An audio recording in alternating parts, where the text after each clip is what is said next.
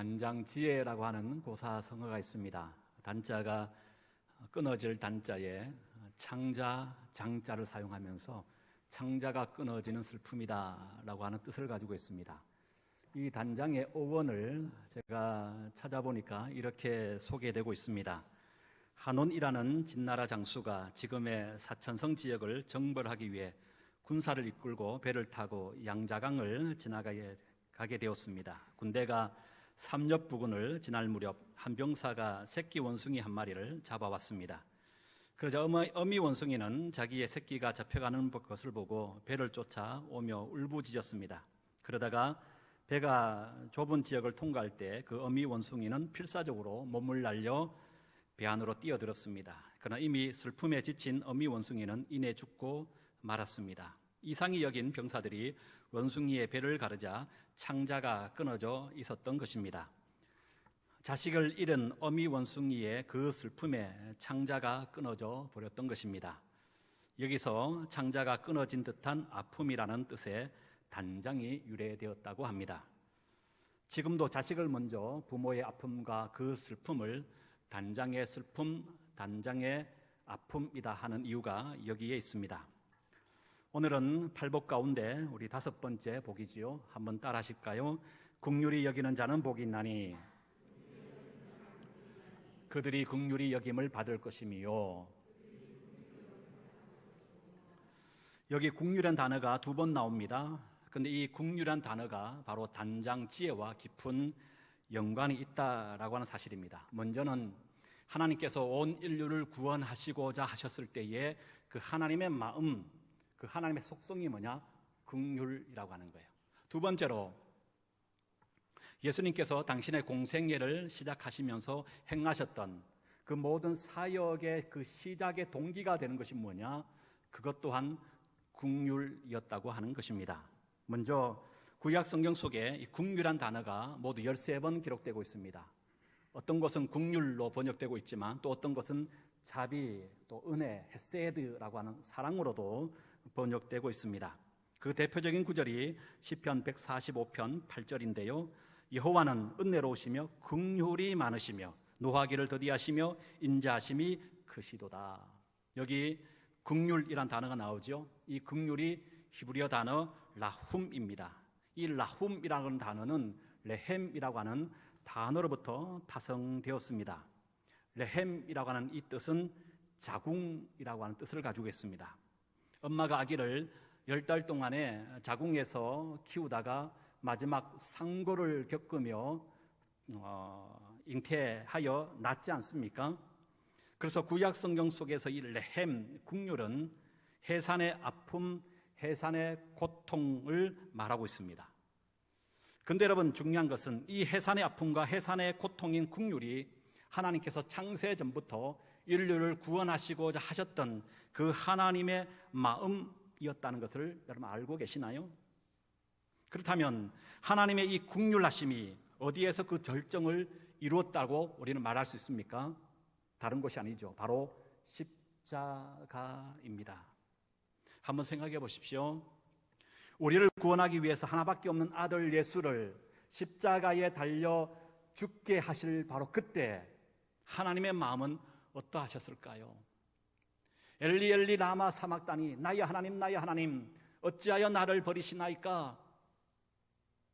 십자가에서 마지막 몸부림치며 울부짖는 성자 예수의 그 울부짖음을 그저 바라만 볼 수밖에 없으셨던 성부 하나님의 그 마음은 어떠셨을까요?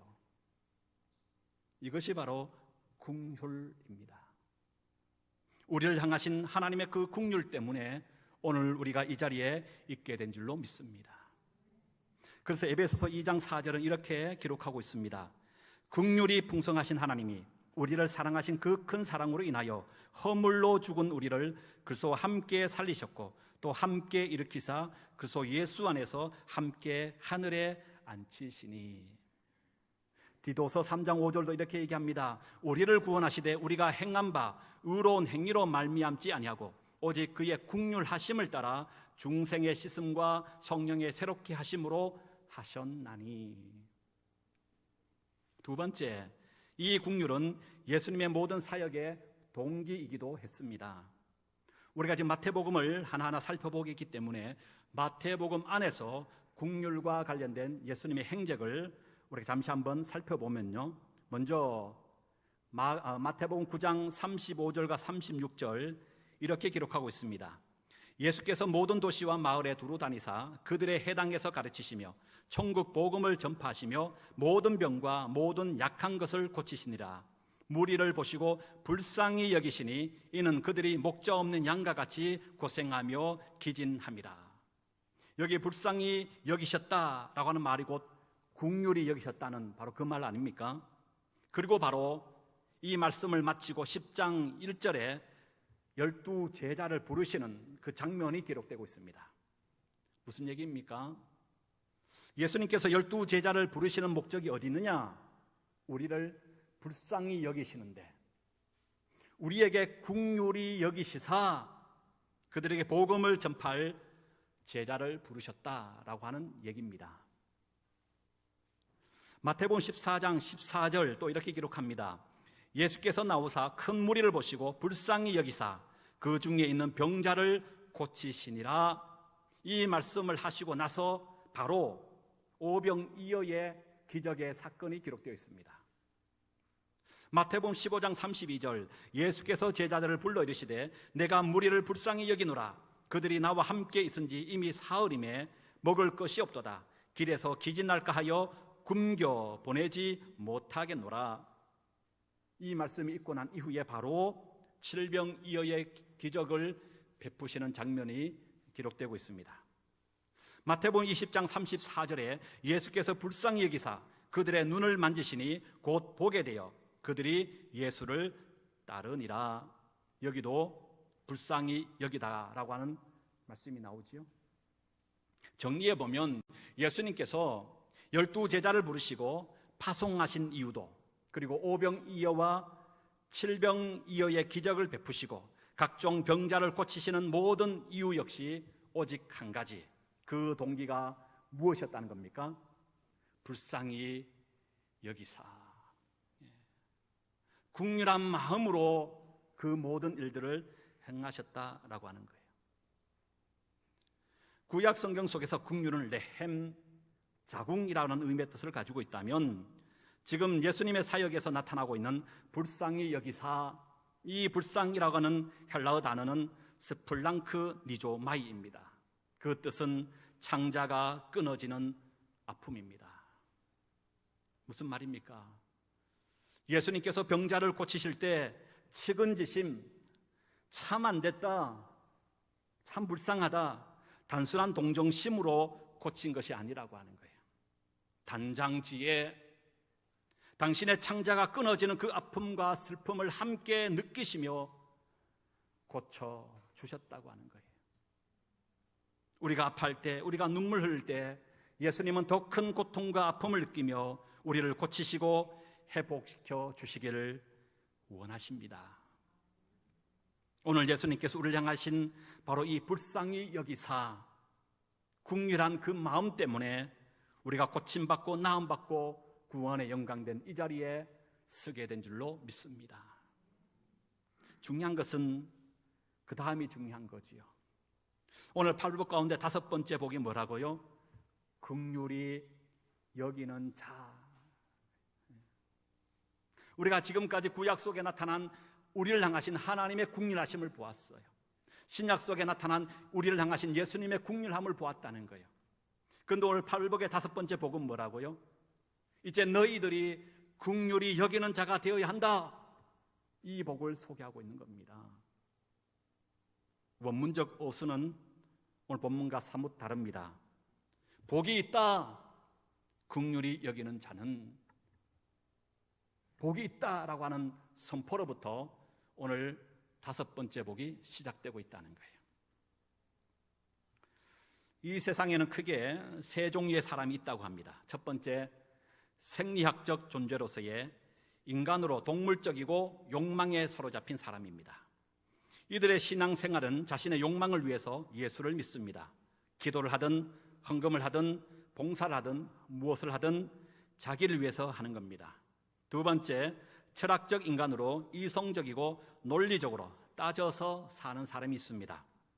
이들의 신앙생활은 자신의 주관적 생각과 판단 속에서 옳다고 여기는 것만을 행하고 믿습니다.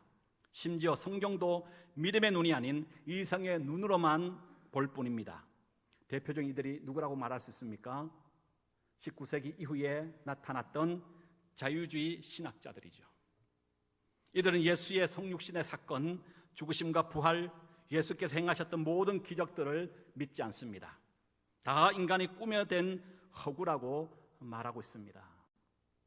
세 번째, 신학적 인간으로 사람이 하나님의 형상으로 지음받았다는 사실을 알고 창조하신 이의 뜻을 따라 사는 이들이 있습니다. 에베소서 2장 5절에 보니까 너희 안에 이 마음을 품으라 곧 그리스도 예수의 마음이니. 여러분, 그리스도 예수의 마음이 어떤 마음입니까?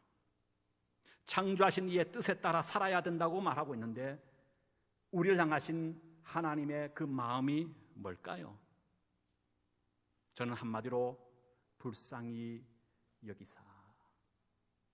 그것이 바로 오늘 팔복에서 5번째로 소개하고 있는 긍휼히 여기는 마음인 줄로 믿습니다. 여러분, 이것이 오늘 성도된 우리가 가져야 할 마음이고 교회가 겸비해야 할 자세입니다. 누가 최고의 영성을 가진 사람입니까? 기도 많이 하는 사람입니까? 아닙니다. 최고의 영성을 가진 사람은 사랑하는 사람입니다. 원수라도 불쌍히 여기는 사람입니다. 누가 복 있는 사람입니까? 복이 있다 긍휼히 여기는 자는, 긍휼히 여기는 그 자가 바로 복 있는 자입니다. 근데 문제가 뭐죠? 우리가 알면서도 실천이 어렵다는 것 아닙니까? 마음은 원이로되 육신이 약한 것이 늘 문제 아닌가요? 마태복음 속에 긍휼이라는 단어가 또 한 곳 나옵니다. 이것은 우리가 한번 직접 찾아보는 것이 좋을 것 같은데요. 마태복음 18장입니다. 한번 찾아보실까요? 마태복음 18장 23절입니다.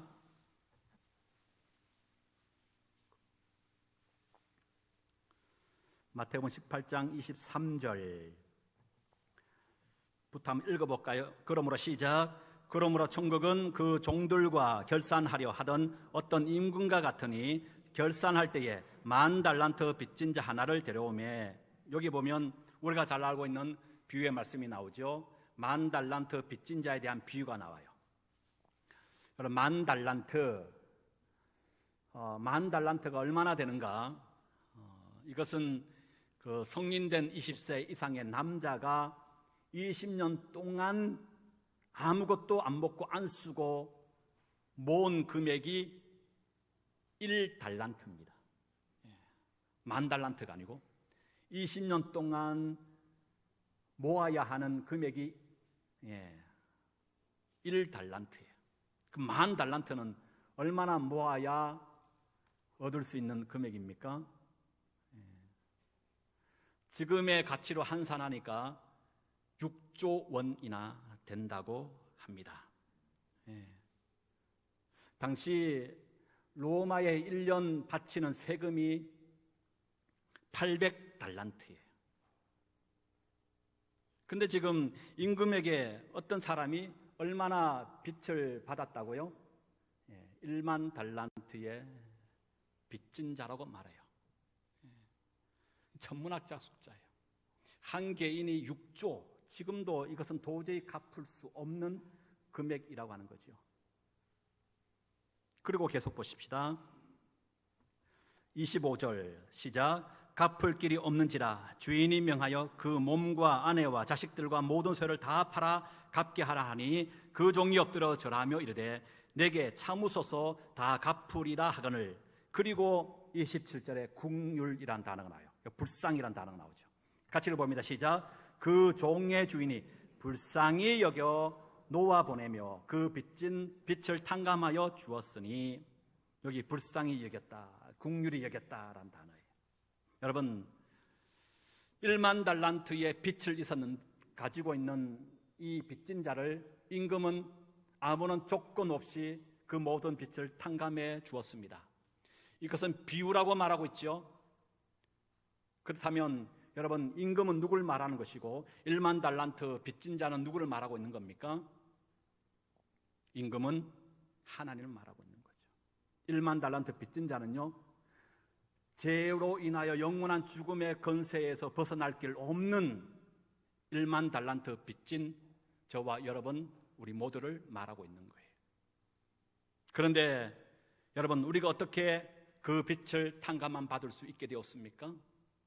어떻게 영원한 죽음과 죄의 고통으로부터 벗어날 길 없는 우리가 하나님 나라 백성들의 영원한 한나라 천국에 들어가는 자가 될 수 있었습니까? 그것은 하나님께서 우리를 향하신 불쌍히 여겨 긍휼한 마음 때문인 줄로 믿습니다. 그래서 여기서 불쌍히 여겼다라고 하는 의미의 뜻은 뭘 의미합니까? 갚을 길 없는 하나님의 은혜를 말하고 있는 거예요. 예. 여러분, 1만 달란트 빚진 자는 자신의 평생을 거쳐서 이런 천문학적인 금액을 갚을 길이 없어요. 그런데 그것을 한순간에 탕감받았다는 것은 하나님의 갚을 길 없는 바로 그 크신 은혜, 자비, 사랑을 지금 말하고 있는 거예요. 그런데 문제가 뭡니까? 이렇게 불쌍히 여김 받아 그 모든 빚을 탕감한 받은 1만 달란트 자가 28절에 보면 그 종이 나가서 자기에게 100다니론 빚진 동료 한 사람을 만나. 여기 100다니론 나와요. 100데나리온은 20세 이상 성인된 남자가 한 달 동안 100일입니다. 100일 동안 일하여야 얻을 수 있는 금액 얘기예요. 요즘 10만 원이면 얼마입니까? 한 1,000만 원. 지금 상대적으로 자신은 6조 원의 빚을 탕감받았어요. 탕감받고 나와서 나오는 길에 길거리에서 1,000만 원, 100다니온 빚진 자를 만난 거예요. 그런데 이 사람이 어떻게 행동했다고요? 빚진 동료 한 사람을 만나 붙들고 목을 잡고 이르되 목을 잡았다는, 때렸다는 거예요. 그리고 하는 말이 뭡니까? 너 언제 빚 갚을래? 추궁하는 거예요. 그리고 29절 읽어볼까요? 시작. 그 동료가 엎드려 간구하여 이르되 나에게 참아주소서 갚으리다 하되 30절 허락하지 아니하고 이에 가서 그가 빚을 갚도록 옥에 가두었다는 거예요. 그리고 31절 계속 읽어봅니다. 시작. 그 동료들이 그것을 보고 몹시 딱하게 여겨 주인에게 가서 그 일을 다 알리니 이에 주인이 그를 불러다가 말하되 악한 종아, 내가 빌기에 내가 내 빚을 전부 탕감하여 주었거늘 내가 너를 뭐하고요? 불쌍히 여김과 같이 너도 내 동료를 불쌍히 여김이 마땅하지 아니하냐 하고 주인이 노하여 그 빚을 다 갚도록 그를 옥졸에게 넘기니라. 그리고 35절입니다. 시작. 너희가 각각 마음으로부터 형제를 용서하지 아니하면 나의 하늘 아버지께서도 너희에게 이와 같이 하시리라. 여러분, 지금 1만 달란트 빚진 자는 비유의 말씀인데 어떤 비유입니까? 23절 분명히 말하죠. 그러므로 천국은 이라고 되어 있어요. 천국에 대한 비유의 말씀을 전하고 있는 겁니다. 천국의 주인이시고 왕이신 하나님이 어떤 분이신가를 소개하고 있는 것이고, 우리가 어떻게 하나님 나라의 백성 되어 수 있었는가, 그 하나님 나라 백성된 우리의 정체성을 밝히고 있는 것이고, 아울러서 하나님 나라 백성된 우리가 이 땅에서 어떻게 살아가야 할 것인가, 삶의 구체적인 지침을 소개하고 있다고 하는 거예요. 요한1서 4장 19절과 20절도 이렇게 얘기합니다. 우리가 사랑함은 그가 먼저 우리를 사랑하셨습니다. 누구든지 하나님을 사랑하노라 하고 그 형제를 미워하면 이는 거짓말하는 자니 보는 바 그 형제를 사랑하지 아니하는 자는 보지 못하는 바 하나님을 사랑할 수 없느니라. 우리가 이 계명을 주께 받았나니 하나님을 사랑하는 자는 또한 그 형제를 사랑할지니라. 오늘 5번째 복으로 다시 돌아와서 긍휼히 여기는 자는 복이 있나니 그들이 긍휼히 여김을 받을 것이며, 이렇게 되어 있습니다. 그럼 여러분, 이 말의 의미는 내가 누군가에게 긍휼히 여길 때 나 또한 하나님으로부터 긍휼히 여길 수 있구나, 이런 말인가요? 여러분 어떠세요? 오늘 5장 7절의 5번째 복을 다시 한번 확인해 보세요. 긍휼히 여기는 자는 복이 있나니 그들이 긍휼히 여김을 받을 것이며. 마치 오늘 성경 속에서는 내가 누군가를 향하여 긍휼을 베풀 때, 행할 때, 행동으로 그걸 드러낼 때 하나님께서 내 행위를 보시고 나에게 또한 긍휼을 베푼다라고 하는 것으로 정말 그렇게 쓰여져 있습니다. 그렇죠? 그런데 원문에 보면 그렇지 않습니다. 원문의 내용을 직역하여 말하면 이렇습니다. 복이 있다. 복으로부터 선포하죠. 긍휼한 자들은, 왜냐하면 그들이 불쌍히 여김을 받을 것이기 때문이다. 여러분, 가장 큰 차이가 뭡니까? 긍휼히 여기는 자가 아니라 긍휼한 자가 복이 있다는 거예요. 다시요. 긍휼히 여기는 자가 복이 있는 것이 아니고 긍휼한 자가 복이 있다는 거예요. 무엇이 다릅니까? 한번 따라 하십시다. 행동 이전에 존재가 되어야 한다. 바로 여러분 이걸 말해요.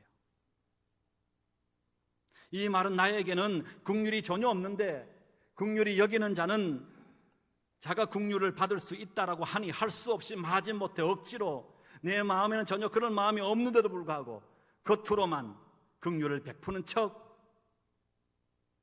해서는 안 된다는 거예요. 그래서 마태복음 18장 35절에 너희는 각각 마음으로부터 형제를 용서하지 아니하면, 용서해놓고 뒤에 가서 후회하는 거예요. 땅을 치고 가슴 찢는 거예요. 내가 괜히 용서해줬다. 이게 정말 용서입니까? 긍휼을 베풀어 놓고 내가 왜 긍휼을 베풀었을까? 그 베푼 것에 대하여 후회하는 거예요. 그 베푼 것에 들었던 값어치에 대해서 아쉬워하고 손익 계산을 하고 있다면 그것이 진정한 긍휼이겠느냐라고 말하는 거예요. 그래서 여러분, 우리는 이렇게 기도해야 합니다. 하나님, 긍휼을 베푸는 자가 되게 해 주옵소서 하기 이전에 내가 먼저 긍휼한 자가 되게 해 주옵소서. 원문의 뜻처럼 하나님, 내가 먼저 자비한 자가 되게 해 주옵소서.